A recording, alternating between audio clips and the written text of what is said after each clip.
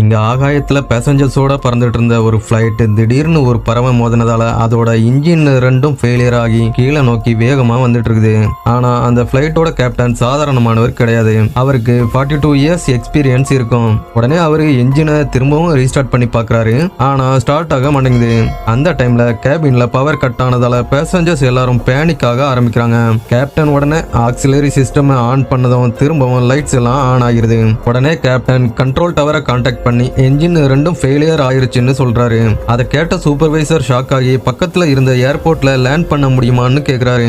ஆனா அது வரைக்கும் போறதுக்கு கூட என்ஜின்ல பவர் இல்லைன்னு கோ பைலட் சொல்லிடுறாரு. அப்போ ஃபிளைட் வெறும் 500 மீட்டர் ஹைட்ல தான் பறந்துட்டு இருக்கோம். வேற வழி இல்லாம கேப்டன் ஃபிளைட்டை அங்க இருந்த ரிவர்ல எமர்ஜென்சி வாட்டர் லேண்டிங் பண்ண போறதா சொல்றாரு. ஆனா வாட்டர் லேண்டிங் ரொம்ப ஆபத்தானது, பேசஞ்சர்ஸ் இறந்து கூட போகிறதுக்கு சான்ஸ் இருக்குதுன்னு சூப்பர்வைசர் சொல்றாரு. ஆனா வேற வழி இல்லாம அதைத்தான் கேப்டன் பண்ண போறாரு. உடனே ஃபிளைட் அட்டெண்டர்ஸ் உள்ள இருந்த பேசஞ்சர்ஸை அதுக்காக ப்ரிப்பேர் பண்றாங்க. அப்போ சில பேசஞ்சர்ஸ் கடைசியா ஒரு மெசேஜ் சாக போறேன்னு எழுதி அனுப்பிட்டு இருக்காங்க. சில பேர் அவங்க குழந்தைய இறுக்கமா கட்டி பிடிச்சிக்கிறாங்க.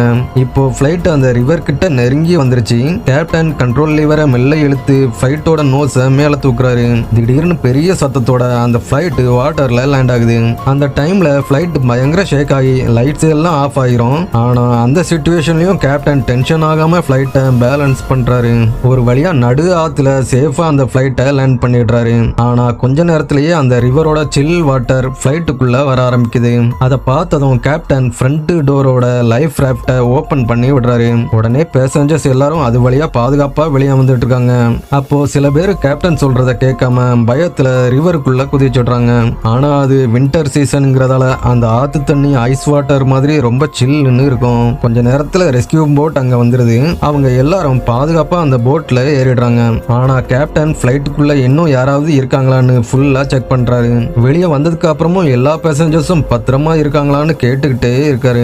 அப்ப போலீஸ் இப்போதைக்கு எதுவும் தெரியாதுன்னு சொல்லிடுறாங்க. கடைசியா அவர் மெடிக்கல் ரூம்ல இருக்கும்போது ஒரு ஆபீசர் அங்க வந்து யாருக்கும் எதுவும் ஆகல, நீங்க எல்லாரையும் காப்பாத்திட்டீங்கன்னு சொல்றாரு. அதை கேட்டதுக்கு அப்புறம் தான் அந்த கேப்டன் பயங்கர நிம்மதியும் சந்தோஷமும் அடைகிறாரு.